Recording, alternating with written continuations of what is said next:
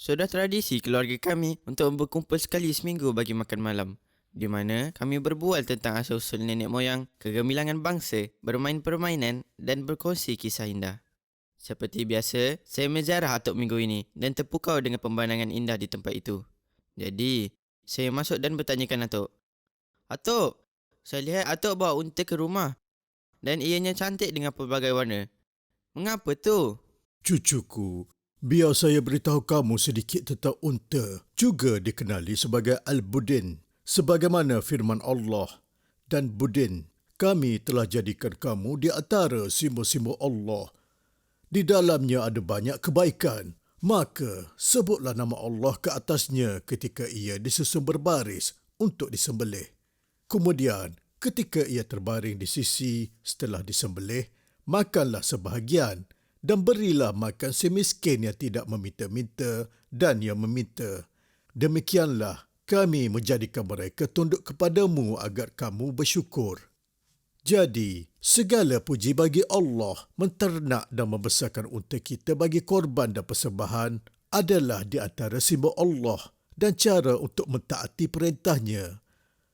Apabila Allah diagungkan dalam hati seseorang, ibadahnya juga diagungkan. Korban memiliki ganjaran besar dan pengaruh mendalam pada hati seseorang mukmin. Di dalam sebuah hadis, datang seseorang dengan unta terikat mulut dan berkata, "Ini kerana Allah."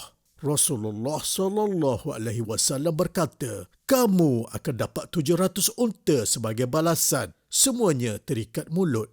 Dan semua sedia maklum yang kepentingan sesuatu diukur dengan nilai unta. Allah menyebutnya dan meminta kita merenungkan ciptaannya sebagaimana dia berfirman, "Adakah mereka tidak perhatikan bagaimana unta dicipta?" Juga ada hadis yang diriwayatkan oleh Uqbah ibn Amir al-Juhani yang berkata, Rasulullah SAW menemui kami ketika kami berbaris dan berkata, "Siapa di antara kamu yang ingin pergi ke Budhan atau Al-Aqid dan membawa 2 kaumawain, unta Zahrawain untuk aku, tanpa melakukan dosa dan tanpa memutuskan silaturahim?"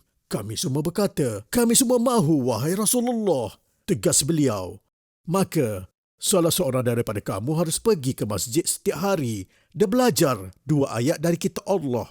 Kerana ini lebih baik untuknya berbanding 2 unta dan 3 ayat lebih baik berbanding 3 unta dan seterusnya mengikut jumlah unta." Apakah makna kaumawain tu? Kaumawain ialah bentuk dui bahasa, kauma, dan unta kauma adalah unta yang hebat. Bonggolnya seperti gunung yang besar. Ini salah satu gambaran terbaik untuk unta dan ia adalah kebanggaan orang Arab. Unta yang Atuk bawa sangat cantik dan saya suka melihatnya dalam pelbagai warna. Unta datang dalam pelbagai warna. Sesetengahnya berwarna hitam dan dipanggil majahim dan yang lain dipanggil bagatir dengan warna yang berbeza. Kita bawa untuk jaga dan gemukkannya bagi tujuan korban.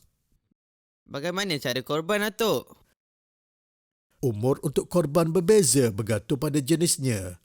Umur berbiri sekurang-kurangnya 6 bulan. Kambing mesti berumur setahun atau lebih. Lembu pula 2 tahun ke atas dan unta mesti di antara 5 tahun atau lebih. Atuk, bagaimana Atuk tahu umur unta? Apabila unta dilahirkan, ia dipanggil huwar. Selepas tahun, ia dipanggil mafrud kerana ia dipisahkan dari ibunya selepas menyusu. Selepas 2 tahun, ia dipanggil hek. Pada tahun ketiga, ia dipanggil legi. Dan pada tahun keempat, ia dipanggil jeta.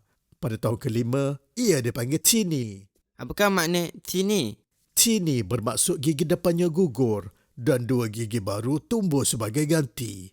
Atuk, saya mahu bersama Atuk pada Hari Raya Haji untuk melihat cara Atuk menyembelih unta.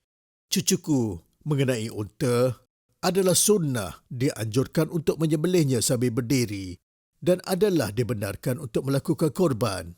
Apa maksud menyembelih Atuk?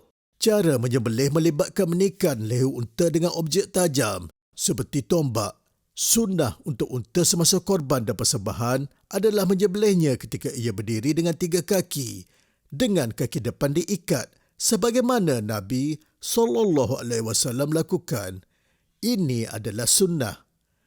Bagi istilah menyembelih, Cu, bermaksud memotong keempat pembuluh darah utama berdekatan bahagian atas leher lembu dan kambing. Tok, saya akan ikut Tok pada Hari Raya Haji. Boleh, Cu. Pada Hari Raya Haji, insya-Allah kamu akan bersama atuk bagi menunaikan solat Hari Raya. Dan kemudian, kita lakukan korban. Kamu boleh ikut atuk dan kemudian ceritakan pada kawan-kawan apa yang kamu dah belajar hari ini tentang unta dan pengorbanan. Terima kasih Tok. Saya belajar banyak hari ini dan saya akan kongsikan dengan kawan-kawan di depan Tok supaya Tok tahu saya ingat semuanya. Semoga Allah memberkati kamu, Cu.